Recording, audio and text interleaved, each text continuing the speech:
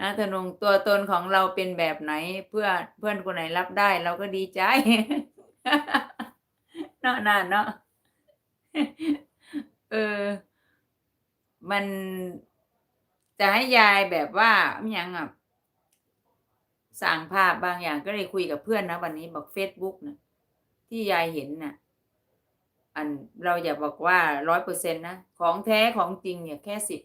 10%จริงๆถ่ายออกมานี่ยังจำตัวเองไม่ได้คุณยายก็พูดเด้เพื่อนน่ะโอ๊ยยิ่งกระทำกับเอไอนี่ยิ่งคักขนาดยิ่งคักอีหลีสวยตลอดแต่ดูตัวจริงวิ่งหนีสร้างภาพเลยบอกอย่าคิดมากเออคุณยายถึงทำไม่ได้ไงถึงสิผู้ให้จั่งซั้นก็ซ้ำเถาะเนาะน่าเนาะ